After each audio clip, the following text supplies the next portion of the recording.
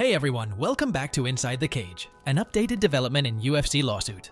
Most recently, the US Court of Appeals for the Ninth Circuit has just denied the UFC's appeal, and it looks like we're heading toward a trial in 2024. Also, Judge Boulware has expressed the desire to unseal records related to the UFC antitrust lawsuit, with minimal redactions, particularly for health and contact information. Alongside the appendix, the report contains all the payouts made by the UFC to fighters between 2011 and 2016.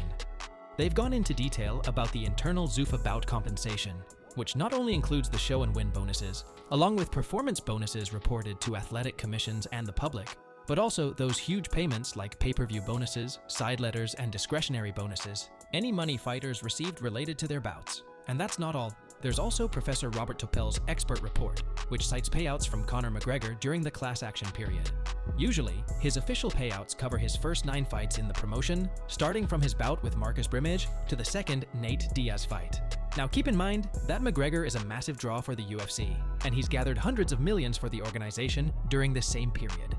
Those 5 pay-per-views he headlined brought in over $54 million at the gate alone. That's some serious cash. But here's the twist. When you compare these official figures to what Forbes has been reporting all these years, it's like night and day. Forbes claimed that McGregor made a huge amount of $27 million for his fights against Diaz and Alvarez, and $18 million for Mendes, Aldo, and the first Diaz fight. On the other hand, the fighters are clashing with the UFC over their pay, and guess what? Jon Jones is a prime example. For years, he had been pushing for better compensation. And it's not surprising when you see that his payouts were smaller compared to other big pay-per-view draws on the list. However, Jones reportedly inked a new 8-fight deal, which supposedly makes him the highest-paid UFC heavyweight ever. Up until then, that title belonged to Brock Lesnar, who pocketed $8 million for UFC 200. Now, the big question is whether Jones' new record-breaking figure is guaranteed for each of those 8 fights, or if it's contingent on special circumstances, like hitting certain pay-per-view targets. Surely the world of UFC finances keeps MMA fighters on their toes. Conor McGregor's $1 million secret. Guess what? We've got some hidden details from court documents as part of a class action lawsuit against the UFC. The 9th US Circuit Court of Appeals just shot down the UFC's appeal to get rid of class action status for hundreds of MMA fighters who are gunning for billions of dollars in wages. It looks like we're headed for a major showdown in court next year. Now, recently unsealed court documents have spilled the beans on some of the biggest paydays in UFC history. These payouts cover the period from 2010 to 2017, a time when the UFC was on fire and Conor McGregor was at the peak of his career. However, they've gone Sherlock Holmes on this, matching the payout amounts with the fighters who likely earned them. And as a little bonus, there's an expert report that spills the beans on McGregor's earnings during this class action period.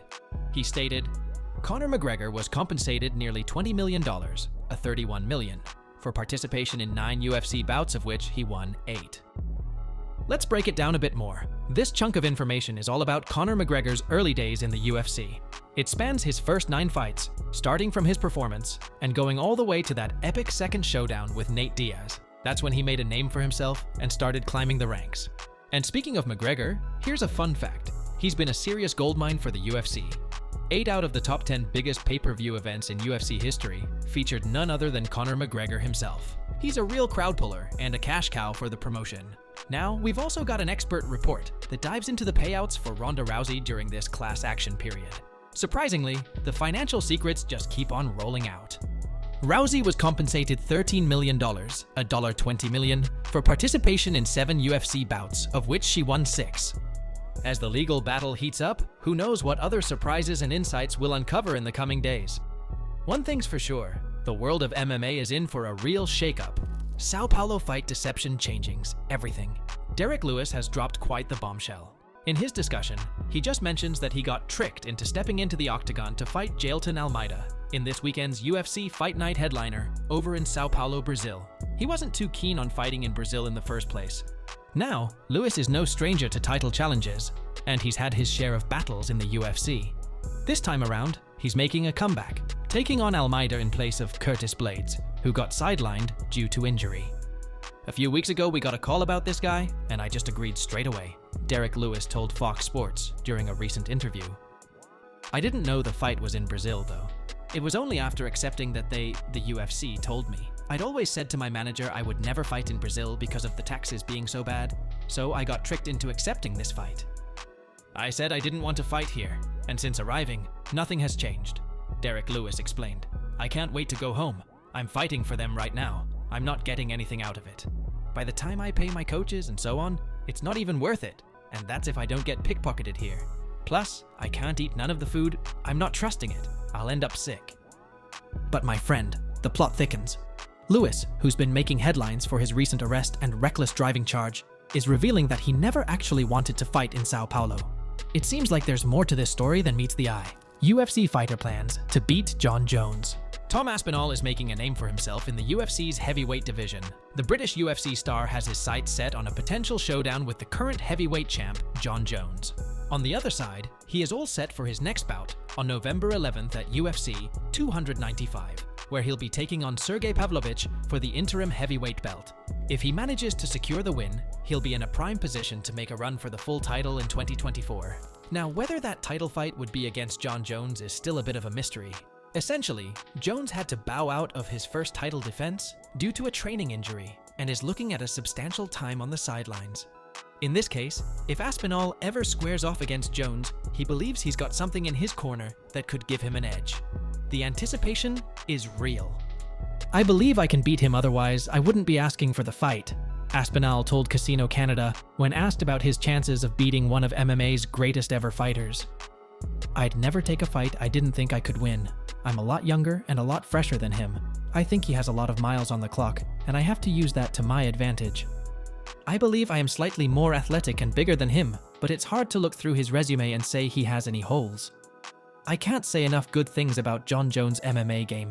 It's incredible. So, the stage is set and the challenge is laid down. Aspinall's confidence is making this a bout to watch out for. O'Malley calls out Chito Vera.